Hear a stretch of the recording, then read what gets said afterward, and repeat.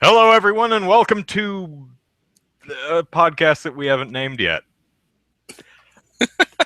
Yep, Well, no name yet. there's an anticlimactic start, isn't it? We're working on names, and I came up with some fun names, and they're all taken.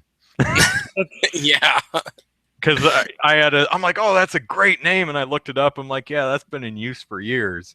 And then I was writing a letter to Zachary. Hello, Zachary. Zachary is with us. Oh, hello, everybody. I was writing an email to Zachary and James, telling them about this, and I was just spitballing stuff without looking it up. And Zachary comes back and he says, "Yeah, it's great. Used, done." So, like, yeah, probably. Yeah. Well, So, and coming up with names is the hardest part for stuff like this. When I started the Random Tower blog, mhm. I was like, you know what? I wonder what I was trying to think of names, and everything I thought of was used before, and so it was just like this isn't working, and so I found a website that generated it was a video game name generator. So it's like, Oh, yeah. it picked like two words out of this giant dictionary they had, and then through and spit that out at you. Hmm. And I just sat there and clicked new until I got something. I think it was like Panda Tower or something. And I Hmm. was like, huh, tower. And then I was like, what about Random Tower? So I did a Google search for it and then a domain search. And I was like, yes, Random Tower is available. And so, yeah, I got it. So, yeah, I wish I knew what website that was, but Well, you'll it probably came find in something handy. like that. But So, it's probably fine to try the show for a couple of weeks without officially committing to a name, just to yeah. see where we fall as far as formatting and topics, because we're not going to stick specifically with game politics topics, although that's stuff that both Zachary and I are interested in, and I'm sure our Yeah. longtime audience is too. But we'll also talk about a lot of the things that we talk about in the early part of the show anyway, like movies and comic books and all kinds of weird geeky stuff. That really anything that strikes our fancy. So we'll probably, I mean, we may end up with just, random tower podcast or random cast or something. Who knows? But it's just something to think about. And Yeah.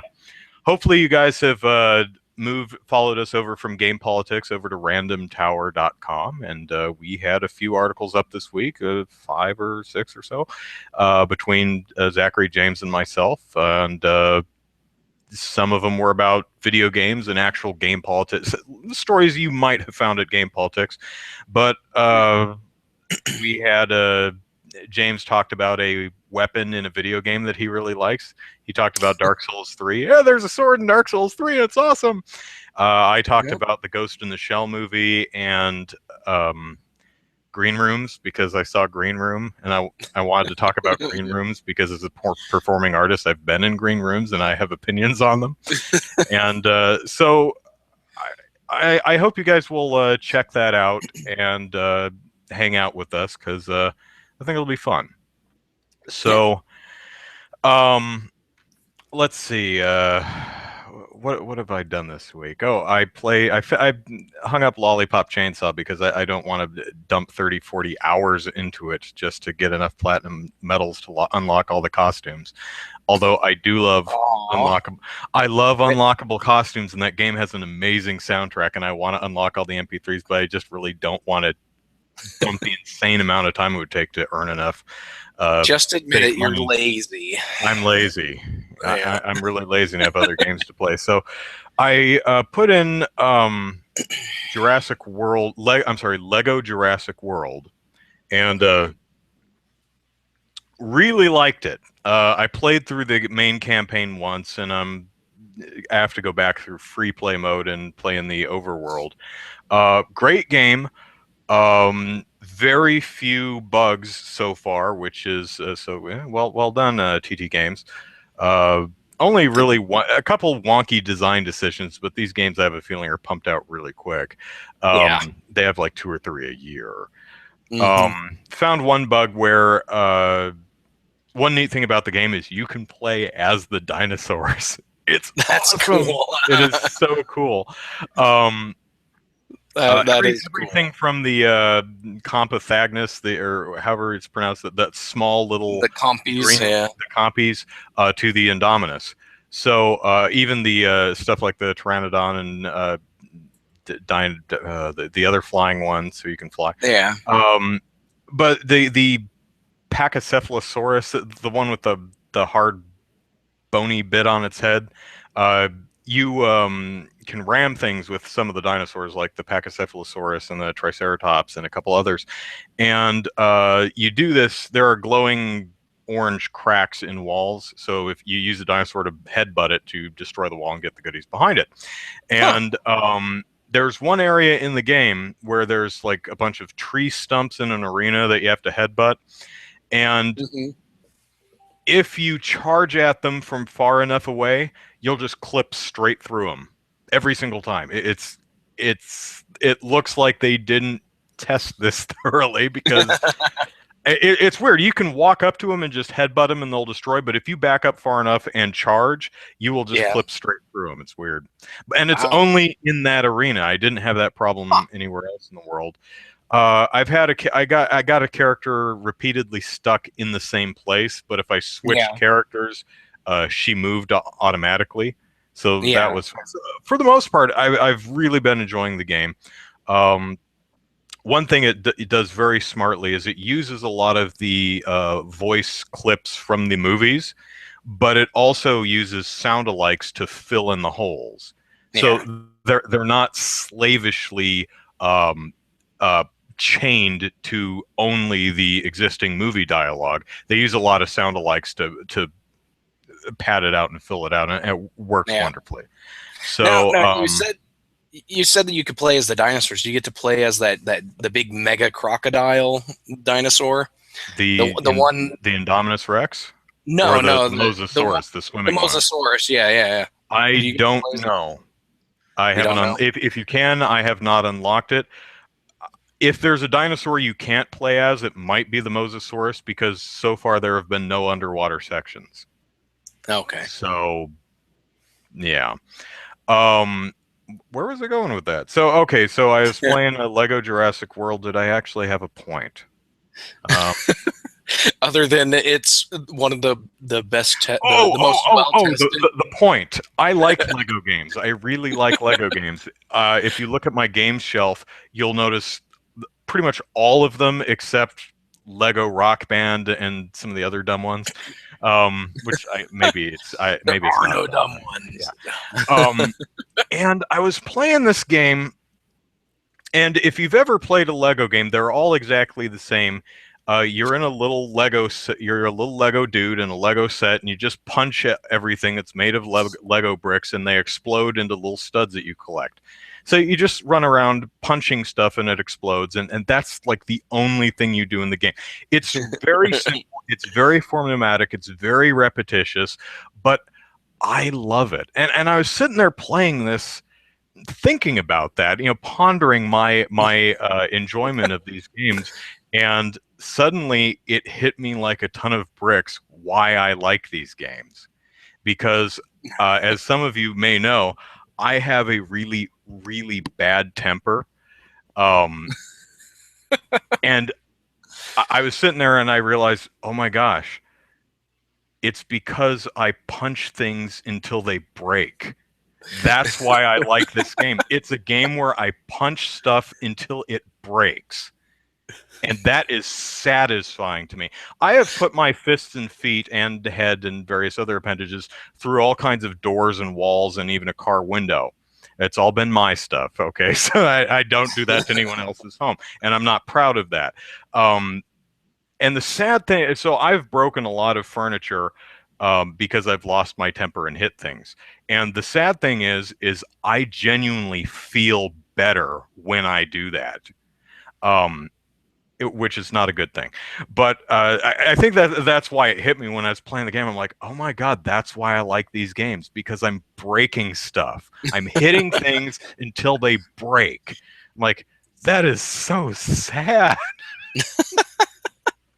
It's a happy little children's game with dinosaurs. I'm like, hit it until it breaks. So that was the realization I came to while I was Nice. playing Lego games. Riff Raff Games, hi. And Cecil and 13U Cube, Laxter, and everybody else. Yeah. Hello, everyone. 13U Cube asked me what was the game I recorded before I realized it was the wrong one. Okay, so if you follow me on Twitter, you may have noticed earlier today I tweeted something along the lines of, oops, I just spent half an hour recording and editing the wrong damn game. So what was I talking about? Tomorrow I'm releasing the second episode of a new series on my YouTube channel called Video Game Fashion Police, in which my sister and I critique the outfit, accessories, and overall fashion sense of various video game characters. The next episode, which comes out tomorrow, is taking a look at Link from The Legend of Zelda, so specifically Twilight Princess. So I was capturing footage from Twilight Princess to use in part of the video until I realized I needed footage from Skyward Sword. I captured like 20 minutes of video, and I spent a further 10 minutes loading it into my editor and scrubbing through it, looking for the right clip, and I got the right clip, and I placed it in the timeline, and I was editing it together to make sure the timing was right, and then I was like, shoot. This is supposed to be Skyward Sword, not Twilight Princess. Half an hour, wrong damn game, wrong Zelda game. So I had to, Nice. it turned over, so I had to start over. Yeah. Oh, just a Oh funny well. thing. Yeah. But Yeah. Rift Tracks Games asks, will strategic butt coverings be covered? um, not by name, but we certainly are poking fun at one of Link's outfits. So. Nice. Let's see. Also, another tweet at Andrew Eisen, if you want to follow me on Twitter. Eisen is the last name. One of the things I tweeted about is I just bought 2 new games, and I joked on Twitter that I just bought 2 new games, and I'm super excited to add them to my backlog of games that I haven't played. Let's see. I'm right there with you. Yeah, Yakuza 3 and 4 is what I bought, and I actually just turned on Yakuza 3 today, and I played it for about an hour and a half, and the completion percentage said 0.4%. I'm like, oh, this game's gonna take a while. But Yakuza is a I played a bit of 4 and just completely through the PlayStation Plus free program thing. I got to play Yakuza 4 and just fell in love with the series. So I'm playing 3 now. Yeah. And if you've ever watched a Japanese Yakuza or a crime mafia gangster, that type of thing, if you don't know what Yakuza is, it is exactly that. And the main dude in this game, Kiryu Kazuma, I think his name is the manliest man who has ever manned a manly.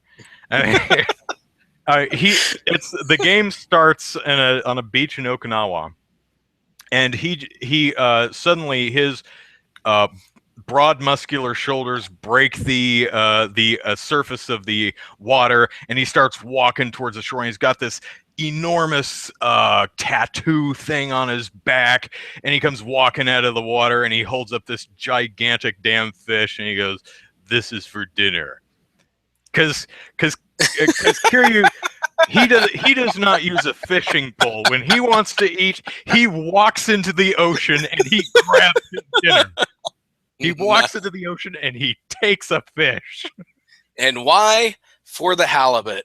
Yeah. I mean, he did have a spear with him, but still, no fishing pole. No, I'm just gonna walk into the ocean and grab a fish. I'll be right back. And he's also another thing that's really funny is when it's time to throw down with a boss character, he rips off his shirt. But it's not like Incredible Hulk hulking out rips through the shirt. He's wearing a button-up collared shirt like I am, and a blazer jacket over it. But when it's time to throw down, he just whips it off in his shirt like it's got a Velcro in the back.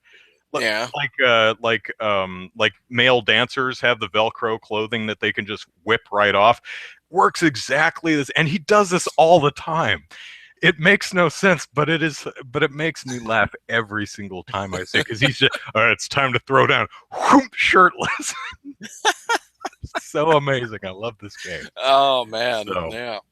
I wish Sega. I think Yakuza could be really successful in the States, and to be fair, Sega is bringing more and more of them over.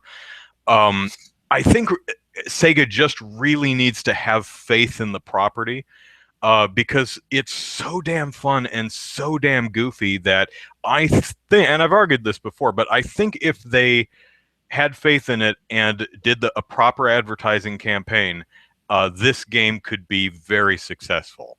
I think it Yeah. would really appeal to like the Grand Theft Auto audience. Now, I don't believe it's ever going to do Grand Theft Auto numbers, but it doesn't need to.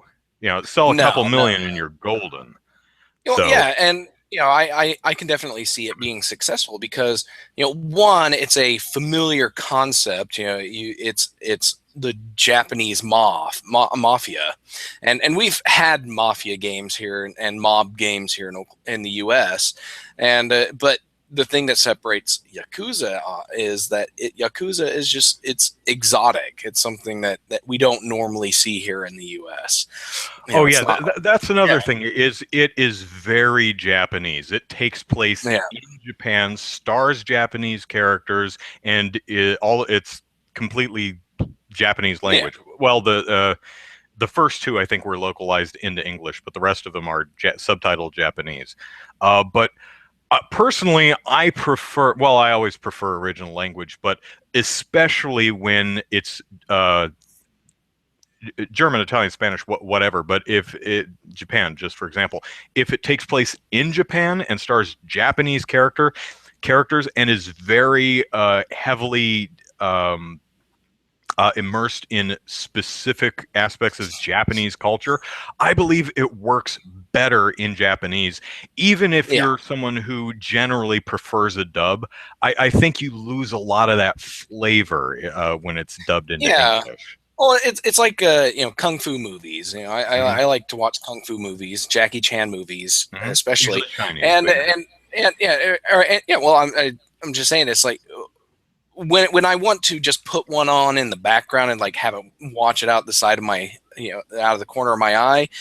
I want to do the dub one. But if I'm actually sitting down and on my couch and watching a movie, I want the sub one because I think it's more immersive for me. It's more entertaining if it's the Chinese language and with the English subtitles. Hmm. Because I have no problem keeping track of the action and the dialogue at the same time. I know there are some people out there that can't stand subtitles and they would rather have the dubs, but personally, I can do both. It's normally So never a problem because when people are talking, they're normally standing or sitting or riding in a car. They're not. There's not when people are talking, when there's dialogue going back and forth.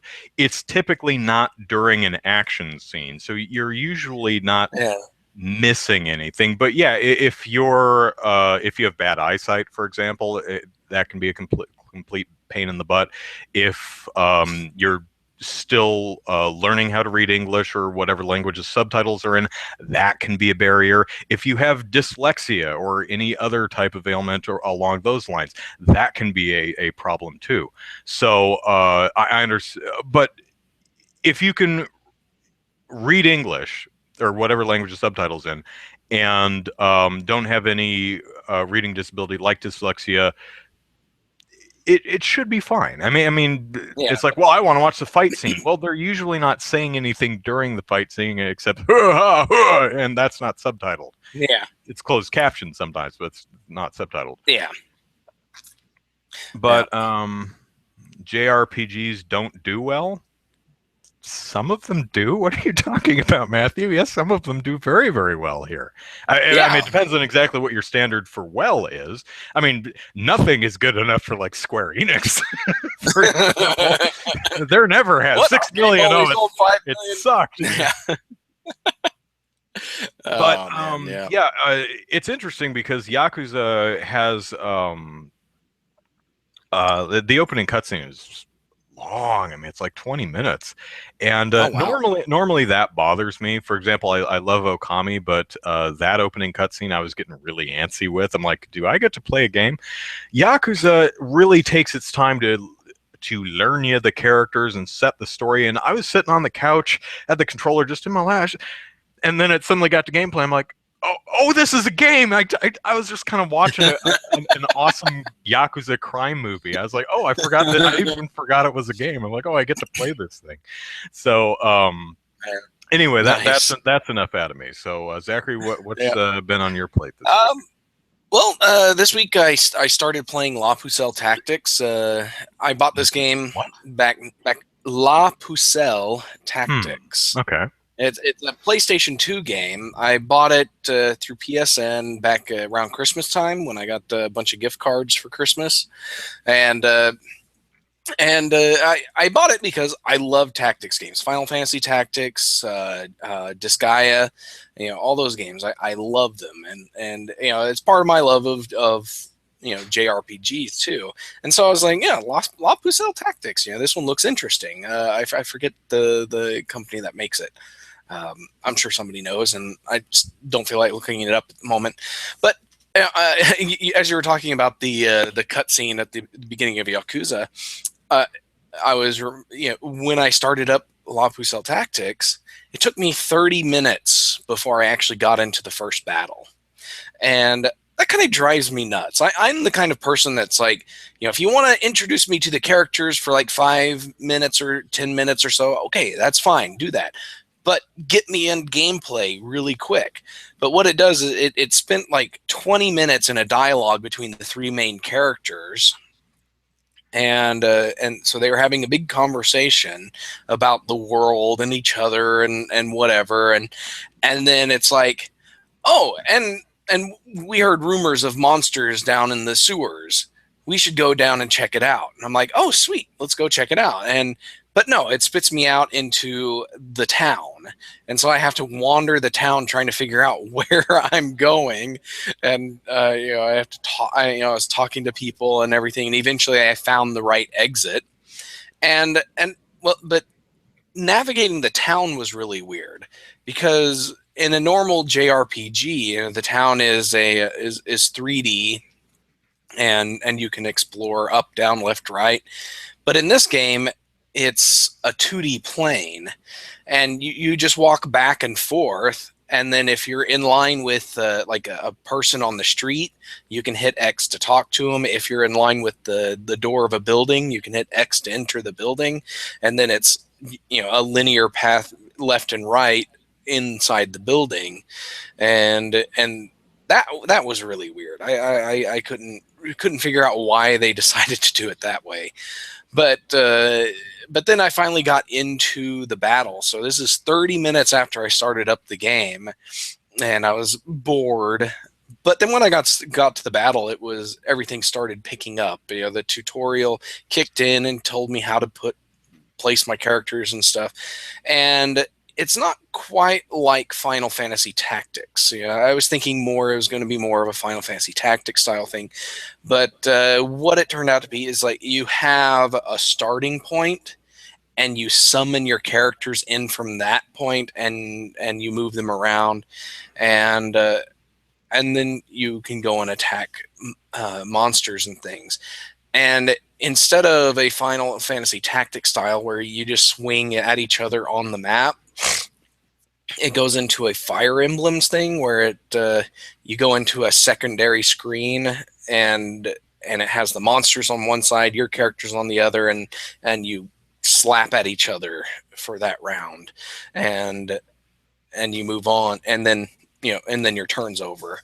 And so that was unexpected. That's not what I was expecting the game to be like, but I'm fine with it. I don't care. I've played Suikoden, and Suikoden plays very similarly, where you move your characters around on the grid, and then when you attack, it goes to the anime style screen and your characters hit at each other. And so, yeah, it's not anything I'm disappointed in or anything. So I'm fine with it. It was just unexpected, but overall, I played about 2 hours and still haven't gotten through the first dungeon, I guess is what you would call it, because I ended up dying. But it does have some really interesting aspects that. With Final Fantasy Tactics, you could recruit monsters, but you had to have a specific class of character. Well, I say recruit monsters. You could recruit your opponents, whether they are monsters or human characters. And in this one, you do the same. You can recruit characters, but instead of a specific class, your whole the whole what's the word I'm thinking of? The organization your characters belong to have the ability to purify monster spawners, and they can purify the monsters themselves. And so you sit there and you purify the monster, and the more you do it, the more likely they are to convert. And the way you convert them is you kill them, which is kind of funny to think about. You purify the monster, you kill them, and then you convert them, and it's kind of weird. But it did work out. I like it, and I'm going to play more of it. I don't know how long the game is, but it may take me a while. But yeah, so that's really all. That and Kingdom Hearts Unchained Key. I mentioned this to Andrew before the podcast started, but I finally hit what I consider a wall in it, where I'm now at a point where I have to grind in order to upgrade my keyblades and the medals that actually give me the attacks and special abilities and stuff, or else I can't complete very many of the objectives. There's 3 objectives for each quest, and I like to beat some of the objectives, but I but I'm at a point where it's like I can complete maybe 1 objective per quest, and so I'm like, yeah, I'm gonna upgrade stuff, but I really have to grind.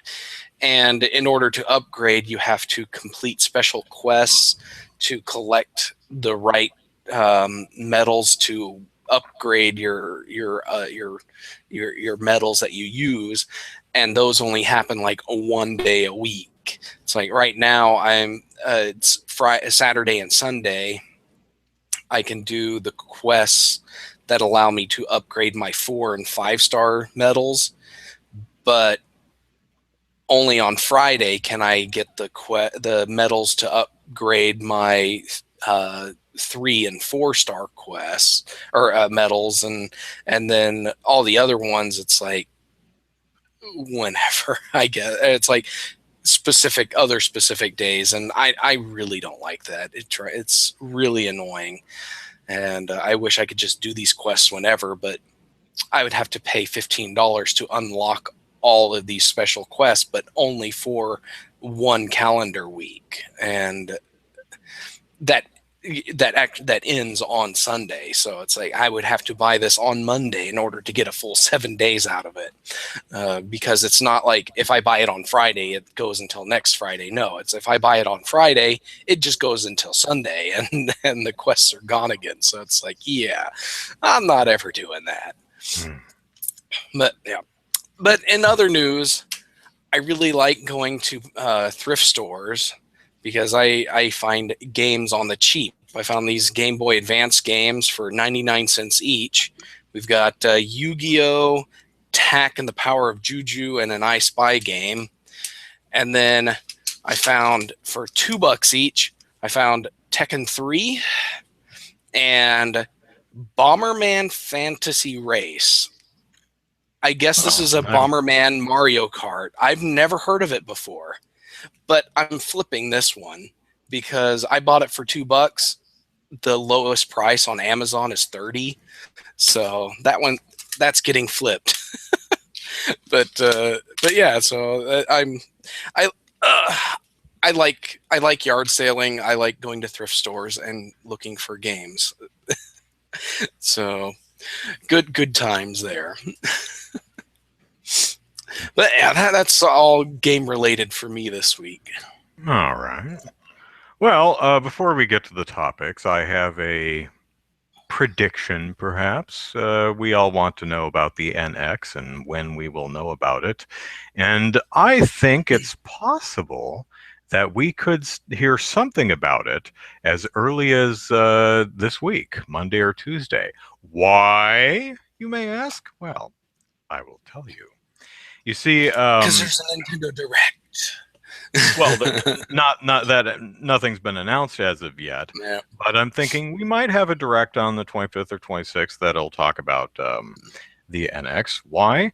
Because on the 27th is currently scheduled Nintendo's investors briefing for the fiscal year-end financial results, in which they also talk about their revenue projections for the next year. So if they have, like, we're predicting tons of money, investors are going to want to know why, and will probably ask so during the Q&A. So this always has a presentation by the president. So it's possible we may not get a direct on Monday or Tuesday. It's possible that the presentation by the president and the subsequent Q&A will be all of the information. But it's also possible that Nintendo may do something on Monday or Tuesday, say, okay, NX, here's what it is. And then when it gets to the investors briefing, it says, that thing we were talking about yesterday, yeah, we're expecting to sell a ton of that. Now ask us your questions. So will that happen? I don't know. But it's possible. It is very likely if this is an investor briefing and they're projecting revenue for the rest of the year, it's going to reflect a new console, because they're not going to lie to their investors and say, yeah, we're expecting to break even or make $2 million this year, whatever. Yeah, they're going to say, yeah, we're expecting to make $20 million, whatever, because we're launching a new console. Yeah, I think at the very least, we'll get confirmation that the NX is launching this year, because they're announcing revenue forecasts, and there has to have to be reasons for that.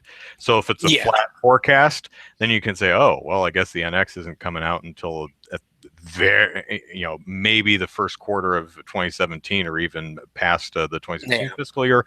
But if it's coming out this fall, then that's definitely going to be reflected in their projected revenues. So at the very least, I predict that we get a solid confirmation that the NX, whatever it's called, will be out in the fall. But at best, we'll have some type of neat announcement on Monday or Tuesday, and then the investors will ask and then a presentation by the president to the investors, and then the subsequent Q&A. So that's, or maybe I'm completely wrong and they'll say nothing until E3.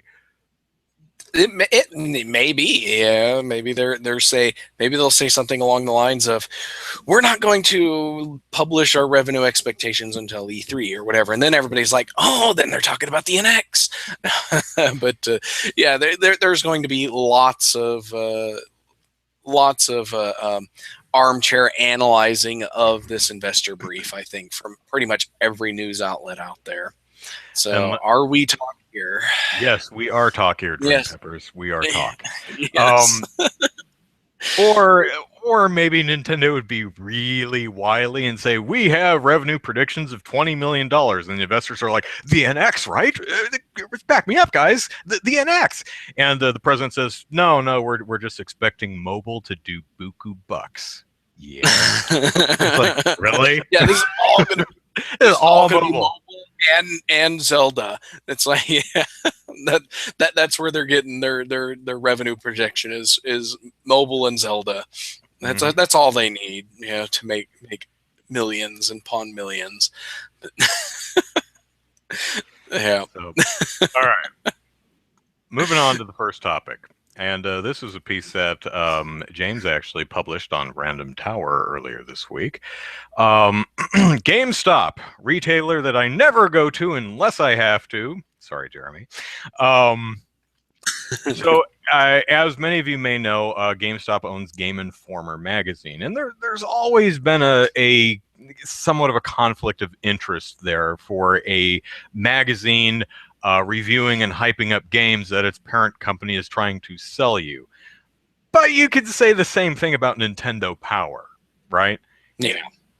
You understand that. You're okay with that. Moving on. Laxter asked, when's the next investor meeting? It's Wednesday. Japan's in the future, so it is the 27th. So, what was I talking about? Oh, yeah. So, a couple months ago, we learned that Game Politics, GameStop was going to be publishing a game. And even though it said, oh, we're not trying to be publishers, but we're going to be publishing. We're not publishers, though, even though we're publishing a game. We're not publishers. Not publishers. We're not publishers. We're just publishing a game, but we're not publishers. Earlier this week, it came out that they're publishing an additional 3 games. So now there are 4 games that we know of. Dream Peppers, is Andrew Eisen reading chat from here? Yes. Yes. If you're on Random Tower, yes. Yes. Sorry. So James wrote an article talking about an even larger conflict of interest because GameStop now has a magazine that will be advertising, hyping up, and possibly, reviewing games that it's trying to sell you. Now that of course does not mean that there's anything devious going on here. Zachary, do you think this is going to matter to Game Informer's audience? Do you think anyone's really even going to know? Probably not, because Game Informer's audience are people who go to GameStop. So I don't think they're going to really care. To be honest, I don't think people care in general. It doesn't, regardless of which media outlet is reporting on the game. Ethics and game journalism and all of that. That's true. I ought to go over to Kotaku and see what Gamergate thinks of all this. Yeah, I didn't even bother to look. I honestly didn't think to look, but because I hate Reddit. Yeah, I don't want to go. I just don't think the vast majority of gamers just don't care, and because from my experience, gamers trust their friends first, and that's it. It's like, do their friends like this game, like this franchise, whatever, then they're going to actually care about looking into it, and that's what matters to most people. I had a subscription to Game Informer for a while, and I think I read maybe 2 copies out of the 12 months of issues I got. And I don't even think I read the whole things through, because I don't read magazines. Why would I read magazines when I can read stuff on the internet? And so yeah, I don't think very many people would care at all. Yeah, I think most gamers would actually say, they still have print magazines? Really? Exactly. Does anyone actually read them? I mean, you got to put something in the bottom of Birdcage, but yeah, well, I go to Walmart and I go by their magazine section because it's right next to the game section. And I look at the magazines as I walk by, and I don't see a single game magazine on their shelf. And I think every once in a while I'll see like the actual PlayStation magazine, Xbox magazine, or whatever they are these days. But that's it. I don't see any general games magazines because none of them are in print anymore. And the only reason you would get Game Informer is if you're a GameStop member. And and that's the I don't even know if they have a rack with Game Informer magazines that you could just buy one-off copies. So I don't think anybody's going to care. So Yeah, I agree with Cecil in the chat, who says it doesn't matter to me. I take all reviews with a grain of salt. Yeah, I think most gamers would really take a wait and see approach, and they'll look at the games that if they publish a glowing review for what is pretty commonly considered to be a really crappy game, there's your answer right there. So for anyone who's interested, the developers at Game Trust, which is the publishing arm of GameStop, they're partnering with Insomniac Games, who we know from, is it Ratchet and Clank? Yeah, Ratchet and Clank. Yeah. They've got a song. The game is called Song of the Deep. I have no idea what it is, but the other three are the games are not announced yet. But one is Frozen Byte, who is the Trine series. Ready at Dawn, who is oh crap. The Order 1886, which was not very well received at all. And Tequila Works, who I've never heard of.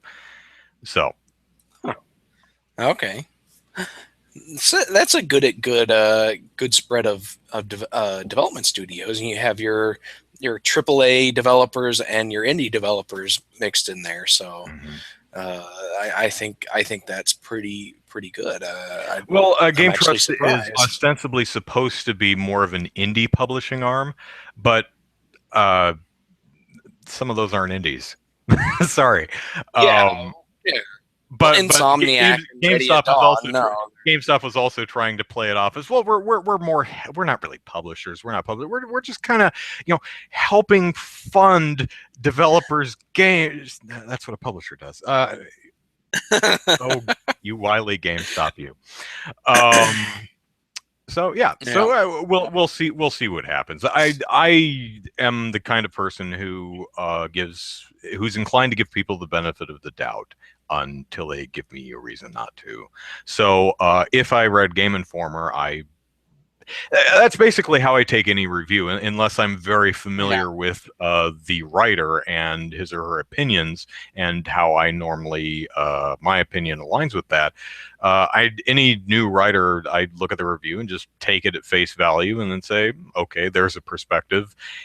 And I'm normally not swayed much one way or the other. I mean, they may pique my interest in something. For example, the movie, Paul Feig and Melissa McCarthy movie from last year, Spy. Trailers made the movie look like crap to me. I had absolutely zero interest in seeing it. But then the reviews came out and people started talking about what the movie actually was. I was like, oh, well, now that actually sounds interesting. And my sister and I went to see it and we both really liked it. So that's how I treat reviews. And I'm also the kind of guy who's never been genuinely upset by a review that poses an opinion contrary to my own. Oh, I rant and rave every time I read reviews, because it's nobody ever likes the games I like, and everybody likes the games I hate, and how dare they? No, except Roger Ebert. How dare you say those mean things about I spit on your grave? That is a masterpiece. Ebert, who's no longer with us, so he's not watching the show. Yeah. Well, he could be watching the show just from beyond, from beyond the veil, But yeah, I rarely read reviews, and I like reading more of the interesting stuff that people do or find in the games, like Dark Souls 3. I don't care about Dark Souls 3. Yeah. But Kotaku posted an article about 5 what the crap monsters that they found in the game. It's like just 5 really weird and creepy monsters they found in Dark Souls 3. And I was like, that's interesting. I like to see that kind of stuff. Then Fallout 4, they posted an article about weird signs that people have built in Fallout 4. And it's like one of them is only a moron would hammer on this fan, and, and well, it, uses some colorful language instead of moron, but yeah, it's like stuff like that. It's just weird and interesting. I read that kind of stuff, but I have never read a Fallout 4 review, so, so there you go. Riff Raff Games is asking if I had a chance to check out Milo Tosser, which is one of his games that he did recently, which is previewed in Newsweek, I think. No, I read the article. I watched the minute-and-a-half trailer. For those watching, it is what looks like a small, simple game where you play as little chibi ISIS dudes, and they pick up Milo Yiannopoulos. I really have no idea how to pronounce that man's name, but tech editor over at Breitbart. They pick him up and they throw him off a roof at targets on the ground. Interesting. So Milo apparently thought it was funny, and Newsweek seemed to be coming at it with an interesting. This is offensive, right? I mean, but no one seems to be offended. That's so weird. The tone of the article is really interesting to me, because it felt like that. Now I haven't talked to the writer. It was just my impression of the article, but it almost felt like the writer was just kind of aghast that Milo specifically was like, whatever. I thought it was funny, but no, Riff Raff. I get that. Riff Raff. If it's available to play anywhere, shoot me a link and I'll check. Newsweek by far was the fairest coverage. Okay. So nice. Who else took a look at who else covered your game? Because it completely flew under my until you DM'd me about it. I'd never heard of it. How old is it? Is it fairly new? Because I don't recall anyone ever talking about it. We've got Mirror did it talked about it. The game kind of reminds me of the Monkey Target mini game in the Super Monkey Ball games, which you essentially just roll your ball down a ramp and try to get it to land on a target. In this one, you're chucking a Milo ball onto a target, but yeah. Riff Raff says the writer actually talked to me and Milo first, which made the difference. That's true. Breitbart was the first to break. Well, I imagine Breitbart, you told, according to Newsweek, you ran it by Milo first, which I think was a very thoughtful thing for you to do. So that doesn't surprise, and I don't read Breitbart, which is why I wouldn't have seen that. Yeah. But I'd want to play it before I actually formed an opinion on it, but just watching the trailer and reading Newsweek's coverage, and good on Newsweek for actually talking to the developer and Milo. They didn't interview anyone from ISIS, but hey, milotosser.com. Okay. Yeah. But it strikes me along the same lines as there's a bunch of games where you can, for instance, Game Politics, a couple weeks ago, we wrote about I think an Android or iOS game where you can smack a Donald Trump piñata with a stick. So it strikes me, a lot of people find that distasteful, and I can certainly see that perspective. A lot of people, especially depending on which figure you're talking about, especially if you're talking about someone who's running for president, it's a form of social and political commentary. So it strikes me as along the lines of those type of games. Free work in progress thing. Okay, yeah, I'll check it out when I get a chance. It does have a really what I like most about it is the art style is adorable as hell. As I mentioned, the ISIS and Milo characters are very chibi. They remind me of the Little People toys from I played with Yeah. them in the 80s, but the toy is probably older than that. It kind of Oh yeah, the reminds toys me go back of, to the 50s. yeah, it Yeah. reminds me of that style. So I thought it was real cute looking. So Yeah. if you And want the game to, is available for Linux, so I'll probably check it out too. oh, hey, I there you go. Yeah, So if you I want to saw that you see, had a Linux download link on the website. So so kiddies, if you want to see, and adulties, if you want to see something potentially offensive and controversial, check out milotosser.com where you can toss toss Milo. Milo off a building. And some people have called him a tosser. So there's a pun that you could work in there somewhere. All right. Let's move on to another topic. And Zachary, I'm going to hand this one to you because you wrote a article on Random Tower All this right. week about the no sale promise. So, what is that? All right. Okay. The article title that I wrote, I gotta put this out there. Says the promise of the no sale promise might just be snake oil, and yeah, it's kind of a a clickbaity title. I don't know. It's not really clickbait, but I just thought from the way I wrote the story, it worked for me. But the no sale promise is the brainchild of I'm probably going to horribly mangle this guy's name, or both of these guys' names. Tomaz K and Richard Bozer. They developed a game called Chalo Chalo. I have no idea what that plays like or looks like because I didn't actually look into this specific game. But they read an article from Castle Doctrine developer Jason Rower, and in this editorial slash article, Jason writes about why he feels the game sales culture is bad for gamers.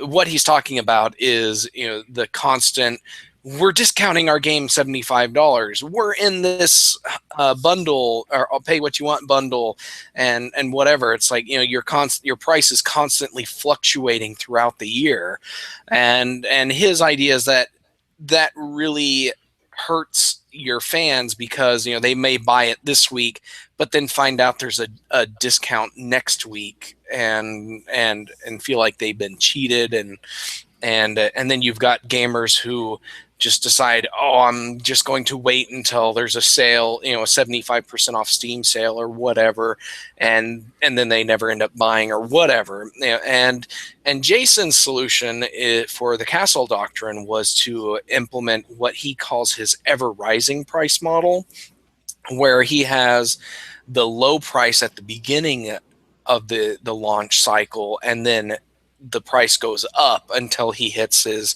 regular retail price, and then he never lowers the price again. So his objective is to encourage early adopter attitudes by giving the early adopters the low price rather than late adopters. And so That so what this hmm, that may end yeah. up excluding late adopters, though. Yeah, and so that's one of my problems with it is that I'm the type of person who doesn't buy a game unless it's 2 years old at least, and yeah, and so I will not pay full price for a 2-year-old game. But where the no sale promise comes in is that Tomaz and Richard decided they were going to brand their game with a tag that says, "We promise not to have a sale until for this specific period of time," and there's no promise that there's going to be a sale at the end of that period of time. It's just they're not going to have any sales during this period of time, from launch to whenever the expiration date is for the no sale promise.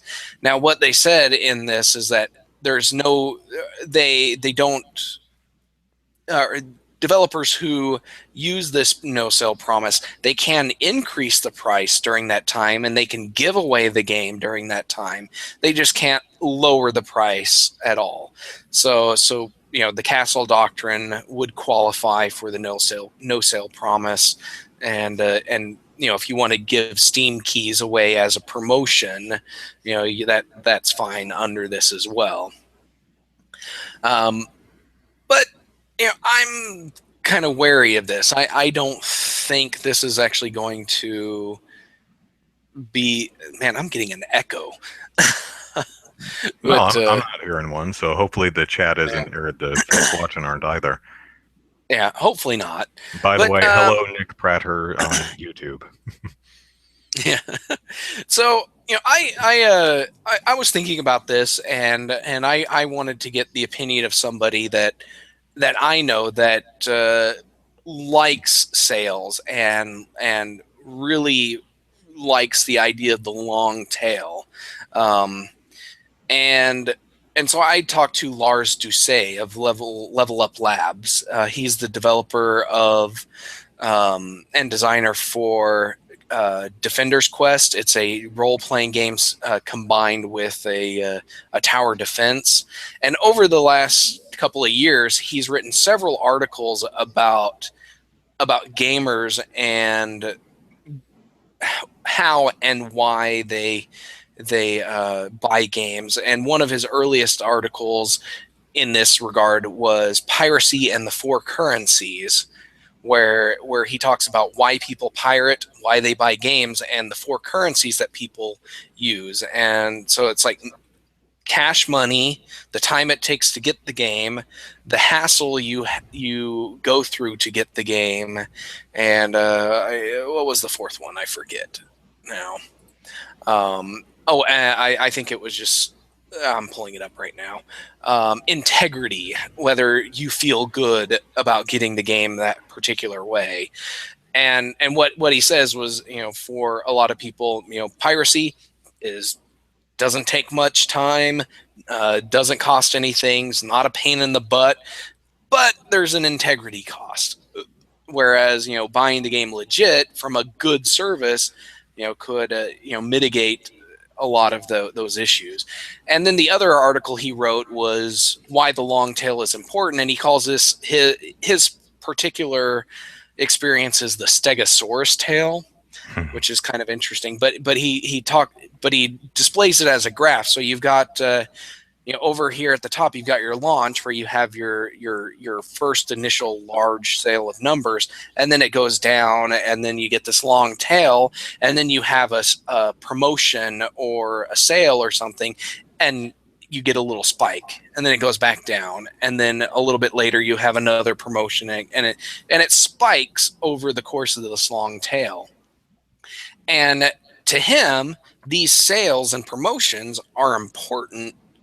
An important part of the long tail and of getting new fans and making more money over the course of the life of this game. He says that he's made more money in the subsequent years since Defender's Quest launch than he made in the first 6 months.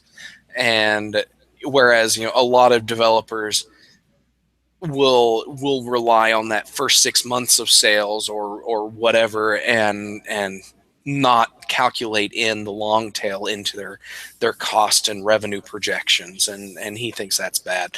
But I asked him about the no sell promise, and to no surprise, his opinion is that it won't have any effect. That's his last statement on Twitter was, I think it simply won't have much of an effect, but it won't change the way gamers buy games. If you put a no sale promise on there, that's just going to say to the gamer, it's like, well, I don't, $20 is not the price I'm willing to pay for this game. So I know that I can pay attention to this game 6 months from now or whenever that date is. And that's what's going to happen. But then you run into the problem of people forgetting about your game. And that happens to me a lot. I see a really cool game at launch, or coming up to launch, but I don't have the money to buy it. And so I'm like, well, I'll buy that later. And then 2 years later, I'm like, it's like, what game was that again? And you see it in the bargain bin 10 years later. It's like, oh yeah, I remember that game. Well, yeah, it's like the humble bundle. The humble bundle is where I get the vast majority of my games these days, and the past few bundles haven't had as many games in it that I actually recognize by name. They're just games that looked interesting, but every once in a while they'll have a game in there and like, oh yeah, I really wanted that game, and now I can get it. Like Magica. They didn't have Magica the first one, but is it Magica? Now I'm forgetting the names of the games that I'm actually playing. Um, actually, I've got it right here. Yeah, Magica. When the original Magica came out, I was in love with their promotion, like the way they marketed the game, where they had they did the bird song, bird's the word. Yeah, they had that song, but they did it with the language that the wizards speak, and so and it was really funny and an engaging video, and it was all gameplay footage through it, and the music track was just awesome. But the game came out and it was only for Windows, and I'm a Linux guy, so I never bought it. And then Magica 2 was in a humble bundle and had Linux version. I was like, yeah, I'm getting that one. And so, but that's kind of off topic, I guess. But that's just kind of the thing. It's like Magica, I kind of forgot about it until Magica 2 came out on the humble bundle, and I was like, yeah, I'm gonna get this game now. But if you give people a deadline and say it's going to be full price for this long, there's going to be a lot of people that will forget about your game because they're waiting for that sale 6 months from then. And it's yeah, but nothing. I'm not saying any. I'm not going to say anything bad about these guys. This is an open market, a free market for game developers, and I'm glad to see different developers trying different things in order to make money, maximize their revenue, and be able to develop their craft and release games that they want to make. And I think that's important. I think that experimenting with revenue models is a good thing, and I'm not going to berate these guys for doing this, even though I don't think it's going to help them much. But I'm glad to see that they're doing it. I'm glad to see that Jason Rower is doing something interesting. I'm glad to see that Lars Doucet is doing something interesting. I myself, when I actually release a game, I'm going to do something different, hopefully interesting, hopefully get some sales in, or make some money anyways, because some of the games that I'm planning on releasing will be free to play, and other ones I'll sell, and hopefully I can manage the price properly. But yeah, it's good to see multiple experiments going on at once, because it's going to help inform the rest of us. So Yeah. Riffraff Games suggests you use Steam's watch list so you don't forget about the games you're interested in. Well, I've started doing that, where I'm like, I'll put stuff on my watch list, and I get emails now whenever a game goes on sale, but it all depends on if I actually have spending money at that time. but yeah, but not every game that I want is on Steam, and so Good Old Games doesn't have a watch, at least not that I've seen. They don't have a watch list. It has a wish list. I don't believe it actually has a contact you when something happens list. Not that I'm aware of. Not totally sure about that. Okay. Laxter wants to clarify that this no sale thing is just for digital games, pointing out that people can always buy and sell used physical copies. This idea is specific to platforms like Steam, right? Yeah. The idea is you're going to brand your games wherever you're selling it, and this is made by indie developers. But the idea was digital platform, right? Yeah. Yeah. The idea is digital platform, because I don't think these guys are large enough to have physical copies to sell at GameStop and Walmart. But that really wouldn't. But the no sale promise wouldn't really work there unless you're Nintendo and you can afford to keep your game at full price for 3 years. Yeah, you were talking about the long tail. It's important to drop the price to garner interest, and Nintendo's listening to you going, "Ha, ha, Yeah, what are you it's trying to like, do? yeah, I don't think it Maybe wasn't maybe we'll drop it until down there. to $39.99 after a few years. Maybe once the next console generation starts, we'll consider a few Nintendo selects and we'll drop them $10. Yeah, it's like it was like Super a Mario I, Galaxy, yeah, thirty-nine ninety Super nine. Mario Galaxy. That was the one I was thinking of. It's like I don't think I saw it under $40 until it hit their greatest hits collection or whatever it was. Mm-hmm. The red box Yeah, fancy yeah. cover games that they had.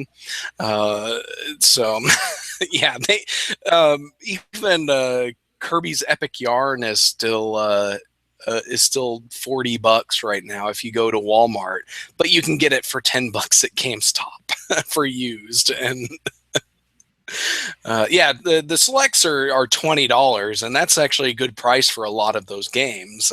But yeah, the other ones, like Super Mario 3D World, that's still $50. So, all right, one more topic, and this has nothing to do with video games, but that's okay because we're not chained to video games. Um, so, how do I want to put this? Okay, so let's bring things down a little bit, and Prince, or the artist formerly known as, passed away on Thursday. Thursday, that same day, I saw a preview screening of Green Room, which is a movie that comes out next week, about a rock band who gets trapped in a green room by a bunch of racist dorks who want to kill them because the rock band witnessed a murder in the green room.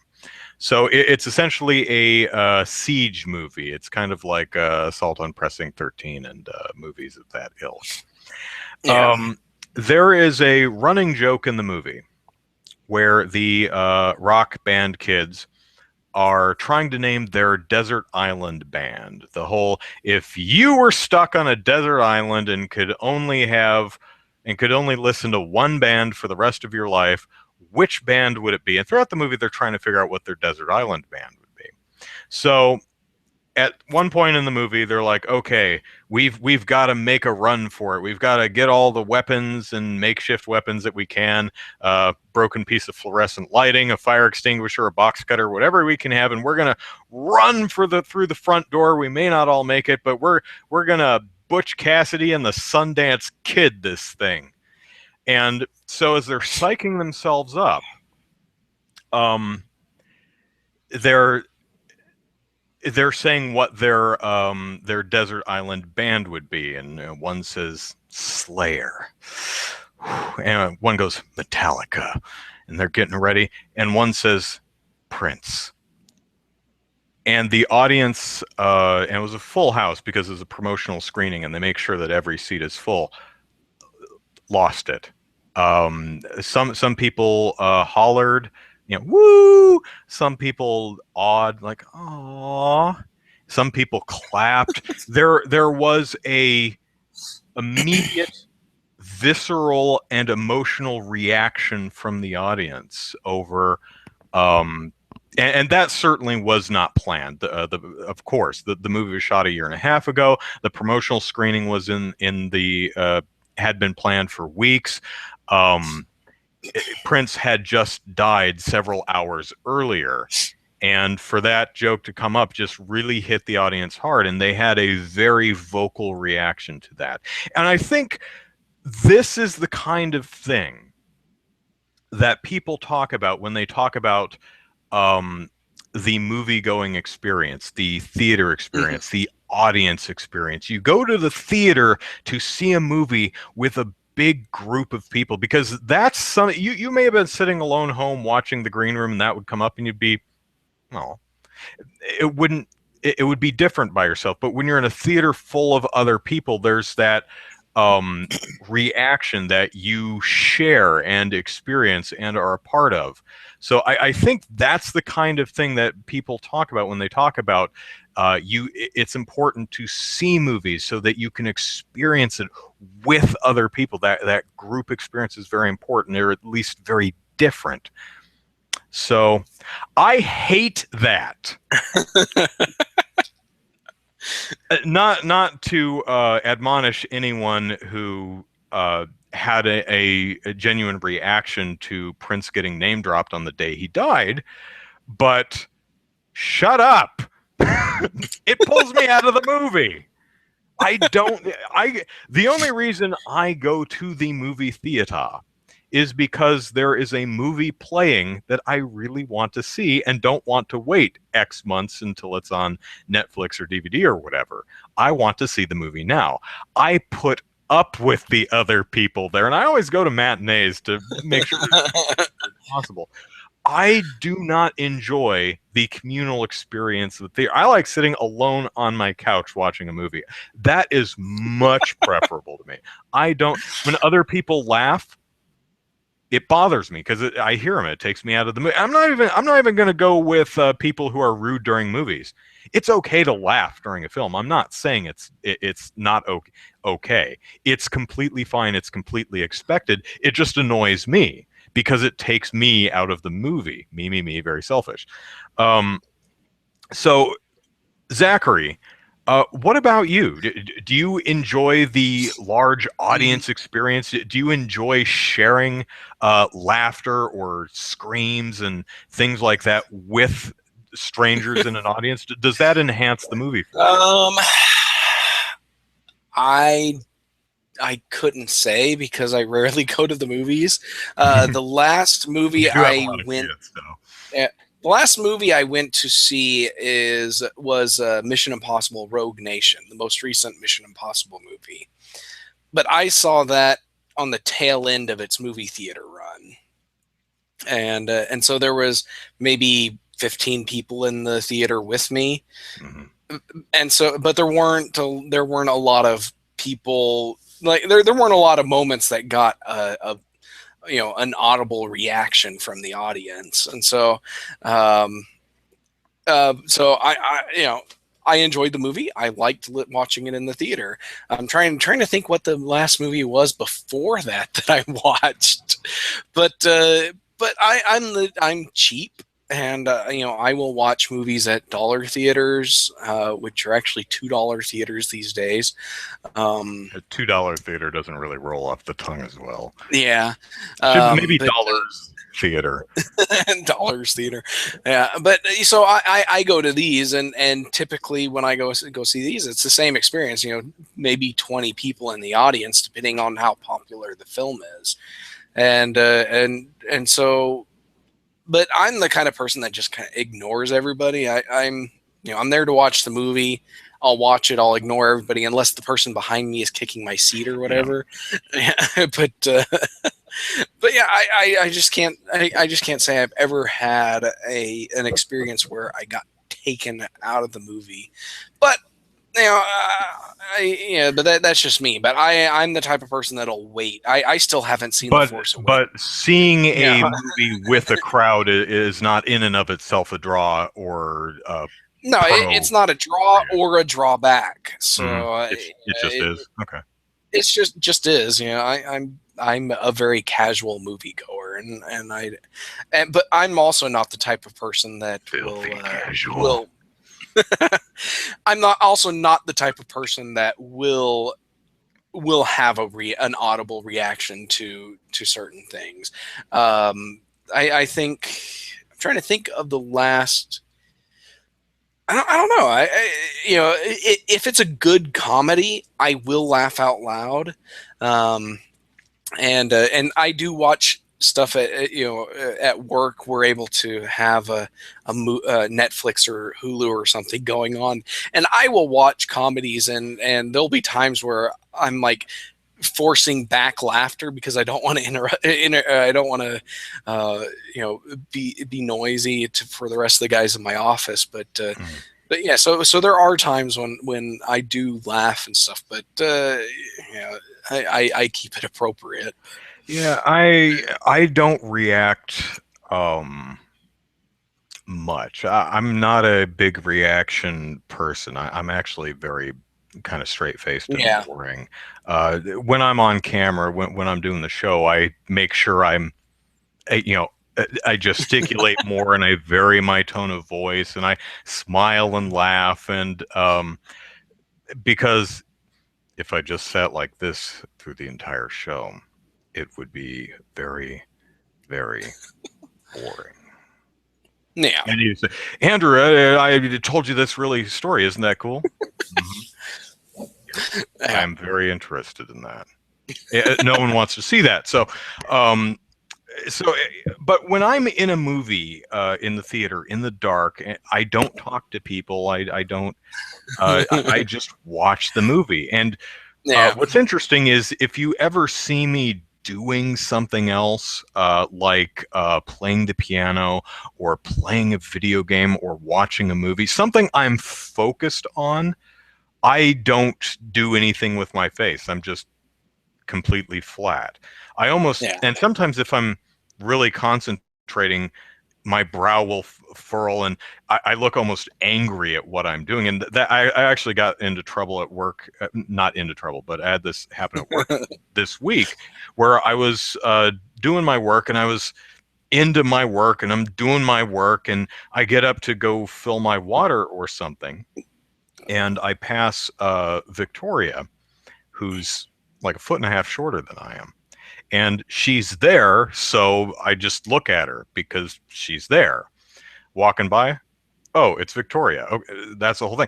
But I must have been wearing a I'm going to beat you with a stick expression on my face because she was digging in a basket of red vines to get a red vine, which is totally fine. That's what they're there for. But she had her hand in it. She gave me a look like she had her hand caught in the cookie jar because she's like, you know, and I'm like, oh man, I must have had a really mean expression on my face, and yeah, that happens. I've also been when I've been at movies, some people will kind of watch you in the movie. Like if you go to the movies, your friend might watch you to see how you're reacting to the movie. And I went to see the remake of The Hills Have Eyes, and my friend Brian, who I went to the movie with, he told me afterwards. He says, "Man, you don't react to anything, big jump scare," and I'm just sitting there. It's like, are you okay? Are you alive? I'm sitting on my seat. I'm jumping in my seat. I'm grabbing the armrest, and you're just. Did you like the movie? I said, oh yeah. This was back before I learned to actually emote. Andrew, did you like the movie? Oh yeah. And I'd look at him and say, yeah, I liked it a lot. Yeah, that doesn't. People are like, are you being sarcastic? I can't read you, man. So I'm Yeah. getting better at that. That's good. That's Yeah. good. In conclusion, I don't really like theater audiences. It's nothing personal. As long as you shut off your phone and you don't talk during the movie, I'm perfectly fine. It's okay to cough or sneeze or laugh or make a startled noise. That's fine. It doesn't even anger me, and there are a lot of dumb things that anger me. Being impolite, disrespectful to other people, that will tick me off. But acting like a normal human being watching a movie, laughing and cheering the bad guys, or no, I'm sorry, you cheer the good guys. Don't know what I was thinking there. Totally well, fine. every once in a while, It's people just cheer not the bad why. It's just guys. not how I. That's true because Loki's awesome, and so is the Yeah. Punisher. Marvel. Well, and when the aliens blew up the White House, there were audible cheers in the audience. So and in Independence Day, that is. But Riff Raff, this has absolutely nothing to do with AMC. Their experiment with allowing texting, which can't really No, say it was an experiment because they just said we're thinking about it, and then they and then walked abandoned it. Yeah, it. Yeah. which I can see both sides of that story because what the idea was is we'll have texting theaters. If for some weird reason that I will never comprehend, you want to pay $16 to go into a theater and play on your phone while the movie's playing. Okay, who am I to argue with how you enjoy a movie? But you have to go into the texting theaters. You can't go into the non-texting theaters. There is a texting theater for you if you want to text. And if that got people who just couldn't live without of their, I mean, it's kind of like the Monday morning mommy movies that one of the theater chains does, which is on Monday mornings, they pick one of their films, and parents are allowed to bring their children, small infants, strollers, baby changing tables. If your kid screams, throws crap, doesn't matter, because that's what that particular screening is for, and I think that's fine. Yeah. But I also see you're supposed to watch the movie. Have some respect for the people that worked hard to make this movie for you that you've paid for. It seems kind of disrespectful Yeah. to have this is for the people who don't give a flying falafel. Yeah. But Well, but they walked back on it anyways. But even then, it's like, I'm a family man. I have young kids, Yeah. and this is one of the reasons why I like going to dollar theaters. Because if I'm bringing my kids to a dollar theater, people are more forgiving about kids being a little rambunctious during the movie because they only paid $2 to come see it, and they've probably already seen it before. But of course, we also only bring the kids to kid movies. we don't bring the kids to go and watch the latest Avengers movie or the problem or is though is I really like kids movies. So. Well, we won't ever be in the normal theater with our kids while you're watching it. We'll be at the dollar theater 3 months later. So so a couple things in the chat before we wrap this up. Laxter referring to my face. It says it's called resting blank face, and that's usually resting bitch face. But in my case, it's resting I will yank out your intestines with my bare hands. Which some people find off-putting. Who can say why? And no, I haven't seen Zootopia because it's not the dollar theater yet. When I was in my 20s, I went back to my college and I looked up my old interpersonal communications teacher because I realized at that point that, okay, I suck at this and I really need to figure out how to interact with the humans I share space with on this planet. And this was a couple of years after college. So I don't remember her name anymore. I feel bad about that. But I looked her up and I talked to her. I said, I'm an old student of yours. I'd like to talk to you about interpersonal communication skills. And she remembered exactly who I was. She remembered where I sat. And I was like, you do? Because I never talked to you. I didn't really participate that heavily in the class. I sat in the back of the room, mind my own business. She says, yeah, I remember you. I'm like, oh. And so Are you back to kill me now? Yeah, so I've come back for you. So I was talking to her, and I explained why I had looked her up and why I had come. And she was talking to me, and I was listening to her. And as I was listening to her, I was looking at her in the eyes. People find that unsettling when you do. You see, when you talk to people, you are supposed to look them in the eyes, but not continuously. You don't hold an unbreaking gaze. You're supposed to look away every now and then. Look at their mouth, blink look at their chin, look away, fidget, do something, but just that intense. But when I was younger, I was like, okay, I am focused on you now. You're important to me. I have come to you for information, so I am going to listen to what you say to me. And and that was really the first time I had ever heard anyone tell me that is making me uncomfortable. I understand that's not your intention, and you have no there's no malice here, but that makes people really uncomfortable. So, yay, learning experiences. Riff Raff asks, "Do I play poker?" No, I don't. And while I'm sure I'd have an excellent poker face, I have no luck, so I suck at gambling. Because even multiple choice, if I don't know, I will guess wrong. So gambling's not for me. Also asked, I love this podcast. Is it on at a regular time? We try to be regular. It was a little late tonight because Zachary had a thing, but typically it will be 6 p.m. Pacific Standard Time every week on randomtower.com. So also asked, I see Zootopia. Yes, I did. I very much enjoyed it. I thought the messaging was a little muddled. I don't think the writers had a completely firm grasp on their metaphors, but I did. The characters make the movie Well, work.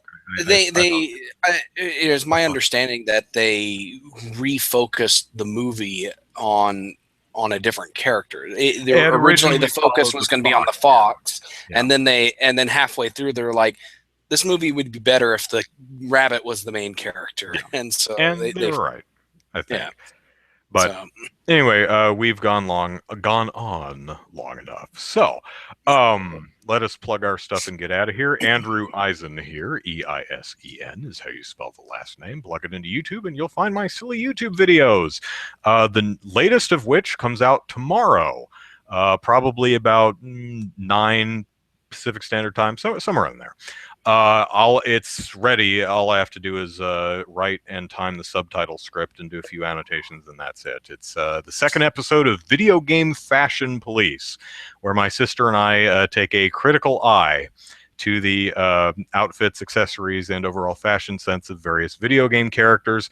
Tomorrow's episode is Link from The Legend of Zelda Twilight Princess, so I hope you'll watch that. Also, we were talking earlier in the show about people getting angry at reviews. I did a video about that a couple of years ago. It's called The Dark Knight Rises is Perfect. And I've always been pretty happy with that video. I think it's a nice satire on people who get really angry at bad reviews of movies that they haven't seen yet. yeah. Because the weird thing about that one was tough because I posted that one the week Batman Rises. So I posted the review, or I'm sorry, that video, Dark Knight Rises is Perfect, like on Tuesday or Wednesday, before Dark Knight Rises actually came out, because people had seen preview screenings, so there were reviews that came out, and people were sending death threats to anyone who said Batman 3 was bad. So that's who I was making fun of. And then And it was the weakest of the three, but I saw that in a dentist's I saw it in a dentist's office, and I was was it I worse was than the drill? I was okay leaving before the movie was over because I really did not enjoy the movie at all. Yeah. Same thing with Spider-Man, Amazing Spider-Man 1. No, Both no, of I the saw. Amazing I did. Spider-Man. I think I actually saw the whole thing. I can't even remember. The movie was crap. What was my point? Okay, I do videos. I'd like you to watch them, and I hope you enjoy them. So, also, I'm on Twitter at Andrew Eisen. I use it as a platform just to tell really stupid but really short jokes. So I'm also on Facebook. It's Andrew Eisen. YouTube is the Facebook page. So there you go. Zachary, plug away. All right, you can follow me on Twitter at EasyKnight, and you can also follow my game development work. It's DK_gaming on Twitter and DivineKnightGaming.com. And if you're interested in the Oklahoma game development scene or just want to see what's happening here, you can check out OK Game Devs on Twitter and OKGameDev.com. And yeah, and then Random Tower, which I guess we'll plug here next. But Yes, you can go over to randomtower.com. The old crew from Game Politics is there, just writing whatever we feel like. I wrote about Tracer's butt again. James wrote about a sword in Dark Souls 3. Uh, I wrote some stuff on the Ghost in the Shell whitewashing. We discussed an article that Zachary wrote. So hope Yeah. you'll come over to randomtower.com and read our articles and hang out and say hi. Um, Kaganeko-sama says, I would love Andrew to read them when he was talking about the reactions. I can't forget the video where he faps two kitties. Yes, if you want to see the video where I violently masturbate to a video of mewling kittens while my mother watches, it's my most popular video somehow. It's called over 800,000 views. It's called Mom Reacts to Son Masturbating, I think is what it's called. So enjoy. Probably don't want to watch that one at work or at home or at all, really, but it's there. So boy, I'm glad that my top two videos by far the mom reacts to son masturbating. Second one is sister reacts to brother masturbating, because I showed that video to my sister and recorded her reaction too, and that has about 180,000 views. So I may have found my niche. People reacting to me masturbating to things. Unfortunately, those videos make so little in ad revenue because no one wants to sell ads on them. And I guess I can't blame them. So, okay, that's it for us this week. We'll be back next weekend, randomtower.com, 6 p.m. Pacific Standard Time. We don't have a name for the show yet. And as far as the audio version, you can find the show on my YouTube channel. I'm not sure about hosting yet. I need to talk to Kyle over at KNGI and see if he's okay with us uploading these shows to Super Podcast Action Committee while we're still figuring out what the new name and branding is going to be. So yeah, keep your eye on our Twitters and randomtower.com, and I'll let you know. And that's it from us. So see you next week. Thanks everyone for watching. Bye-bye. See ya.